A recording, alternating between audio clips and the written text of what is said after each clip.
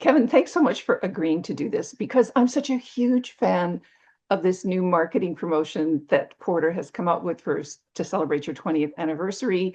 I realize this is not a majorly heavy business discussion that we're going to have, but you know what? There's so much going on in the industry that is heavy. I think having a lighter side and a fun side is high time. So, you have launched a very successful promotion with blind boxes. So show me what a Porter blind box looks like. Okay. For those who don't know, there's an enormous following in collectibles. People buy what they call a blind box and they collect what's inside, and it's a Right. surprise. That's why it's That's called a right. blind box. That's right. Okay. So show us what the opportunity is to get inside a Porter blind box. All right. So what happens is when people go and order this blind box online, they're going to have the opportunity to find one of five Porter branded elements that really are reflective of the unique experience of flying on Porter. Okay. So you don't know what you're going to get till you get the box and open it up, but tucked inside is one of five things. Okay. So obviously there's Mr. Porter himself, So cute. of course, our brand raccoon mascot, who we invented 20 years ago to really differentiate Porter in the marketplace. He is a character and he really injects charm into the brand.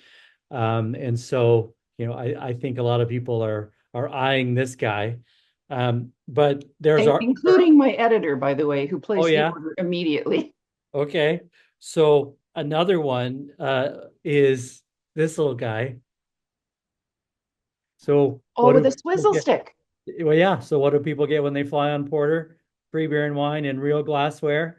And if you get a cocktail, it comes with a Mr. Porter stir stick.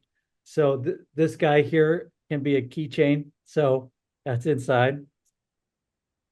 Then the third potential one, the aircraft that started it all, the Dash 8, of course, flying out of Billy Bishop 20 years ago. First route was Ottawa. And so you could potentially get the Dash 8 turboprop. But then there's the E2, which launched Ooh, jet. in 2023, and this is the aircraft that's been taking us all across North America. So, the great thing about either one, of course, you can't have a marketing pitch without talking about doesn't matter which airplane you're on, no middle seats anywhere on Porter. And the third one, of course, sorry, the fifth one is the Porter branded luggage.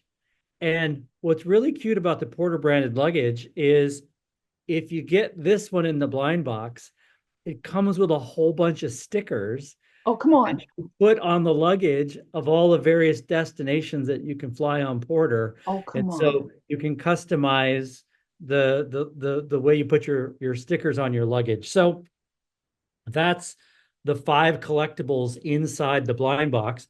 But then the other thing we did was we wanted to make it even more fun, which is there are several boxes that contain a Porter Golden Pass.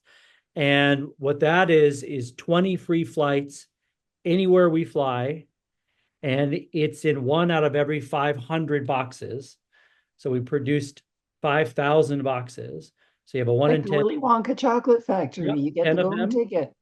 10 of them have the golden ticket in it, but you don't know until you open the box. So when you open it, you find out what collectible you got, and maybe there's 20 free tickets on the inside as well. So this is something that we created with our social media agency. It was only available on social media, and it sold out within 53 hours. I told you we did 5,000 of them, and they sold out like that.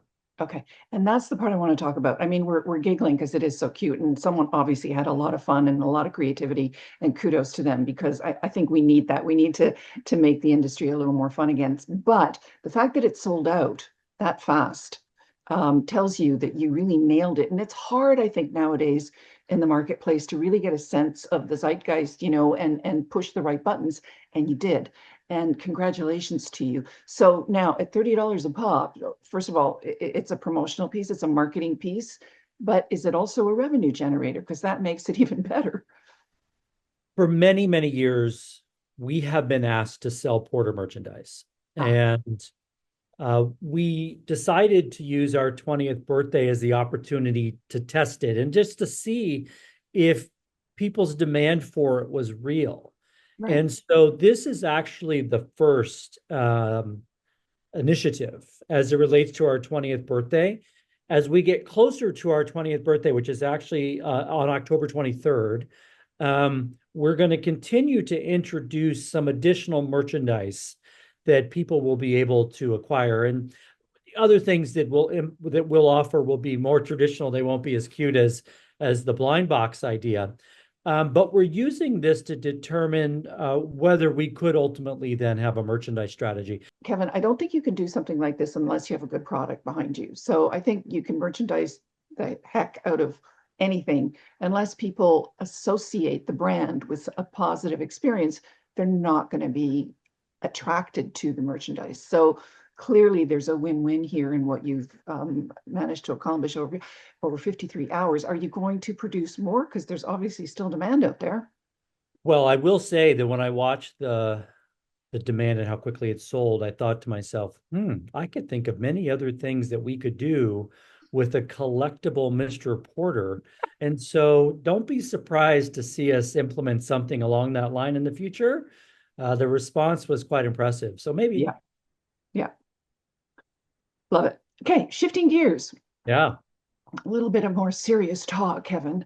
Um, I notice because we track, a lot of the routes that the various carriers are running and shifts in the route networks, shift in aircraft, we're seeing, to me, a lot more over the last year than I have in the past. And some of the shifts might be just a route that's changing for a month, or it's pulling out sooner, or there's a different aircraft. And it feels like, and I could be wrong, but that's where I'm looking to you for input. It feels as though a lot of the shifts in the marketplace and the insecurities in the marketplace are causing, a bit of adjustment, continual sort of adjustment. For instance, Porter had to adjust some of their Ottawa flights. So tell me if I am right, if you're feeling that at Porter.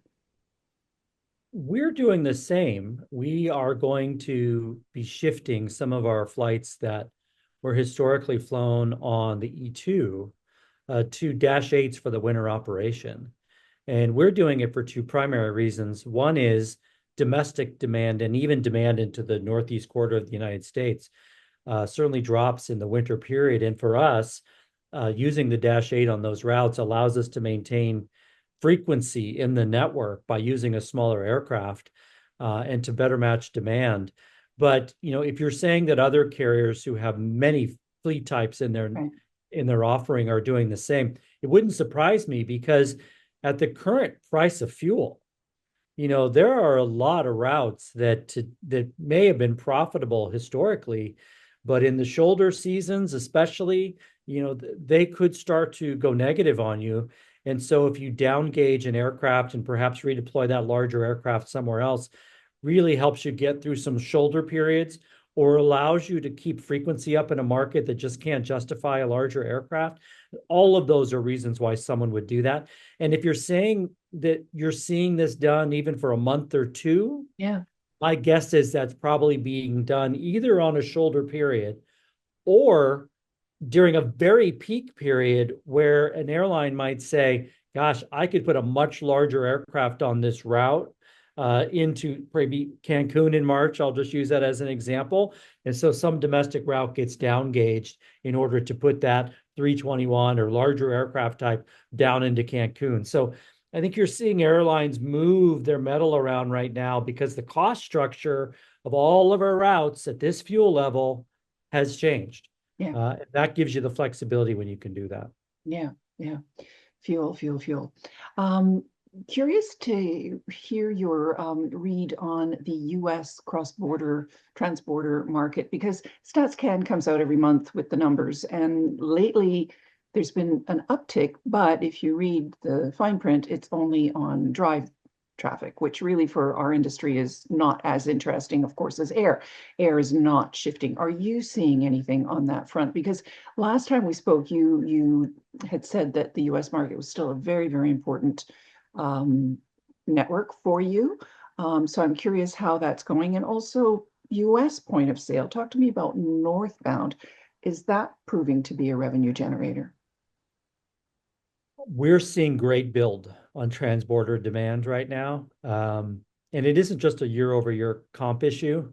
Certainly this time last year, demand was quite low in relative terms on the transborder. But we're seeing all of our regions, whether it's the Southwest, Florida, Northeast United States, demand is strong. So there's Yeah. air strength and there's demand strength across all regions. And if we were having this conversation a year ago, I would have told you, gosh, the Northeast US, New York was struggling. I think I maybe even said that to you in one of our conversations. But demand, from what we can see, is returning. It is not just a function of lower capacity. The capacity that is there has strong demand and strong fare growth. So I think as we go into this winter period, we're likely to see that Florida is going to do well. Phoenix, we've doubled or tripled down on Phoenix this coming winter. We're actually flying it out of multiple gateways in Western Canada, including doubling our service from Toronto. So, we're seeing resilience. As far as north and southbound, the market in general tends to be biased towards a Canadian originating traveler going south.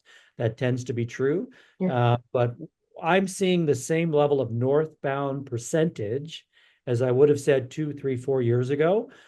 So it seems healthy in both And directions at this what point. is that percentage approximately? Can you tell us? I mean, for us at Porter, it's roughly 30%, give or take, varies by market.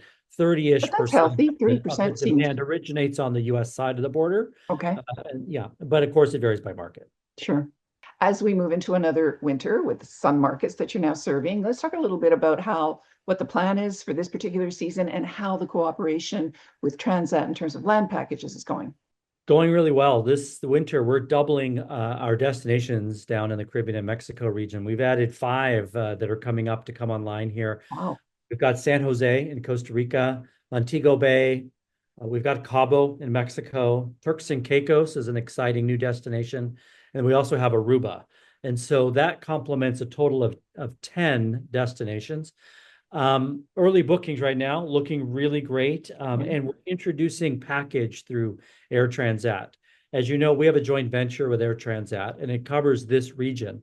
And so we work together as we identify markets that we want to enter, and then also work with them to develop packages that include Porter flights. And so we're slowly bringing these markets online for package. And so we'll look forward to seeing how that does this coming winter. Any other news that you'd like to share with us for the 20th anniversary, Kevin? Well, our latest project, which was the Met, I think you had a chance to come out and see I them. did. Now on month 3 of operations. It just And celebrated going into its 3rd month. We had a really good summer. We're excited by how well many of the markets did. Many of them actually did better than our existing service at Trudeau. So I think the market has responded quite well to it. We've had a number of travel agencies who've come out and seen the facility at Montreal Metropolitan Airport. A number of corporate accounts have as well. And the response has been really, really great. So we're looking forward to continuing to build our presence at Montreal Metropolitan Airport, introducing new destinations as we go yeah, through time. continuing on the domestic front only, though, of course. Only on the domestic front for now. It is a domestic only airport. Yeah, And this summer, we flew to 11 destinations from that airport. yeah. And how are the loads? We've had loads as high as the mid 90s on some of the routes. Nice. So yeah, we've been quite pleased. Others we're slowly building them.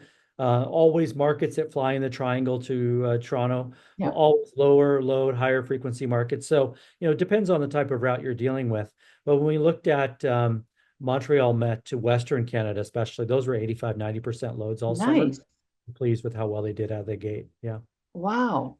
Yeah. So it is starting to, see some nice early adoption because I don't know that necessarily people in the West are aware of this new airport called the Met in Montreal. So it takes a while, I think, for people to get used to it. The fact that, oh, there isn't just YUL.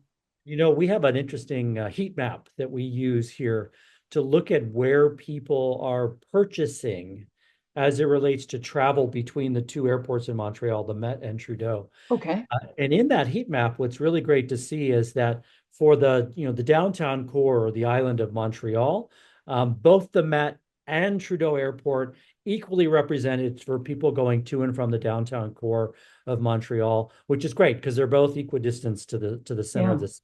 So either one is a great option. And of course, those who live on the south shore of Montreal find that the Met is much, much closer than going out to Trudeau.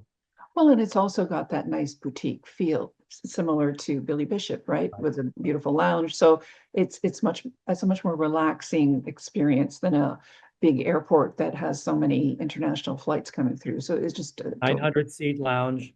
Just enjoy your comfort, and then we call you to your gate when it's time to board. You don't have to worry about finding a seat sitting in Yeah, a gate. Yeah, that's the thing that I found fascinating, right? We're so used to thinking that you've got those rows of attached seats, right, sitting at the gate, and you all have to just sit there and in the little like little cubicles. Here, you just sit wherever you want. There is in a no club gate chair. per se that In you a have to club chair, not a hard in a plastic club chair. chair. Yes. In a club chair. Yeah. All right. Thank you so much for the update, Kevin, and congratulations on a successful promotion. I look forward to my blind box, which I haven't received yet. Yes. All right. You can have And the Mr. cute Mr. Porter Porter and a glass of wine. and a glass of. All right, Nina. Thanks so much. We appreciate it as always. Thanks, Kevin. Talk soon. See you later.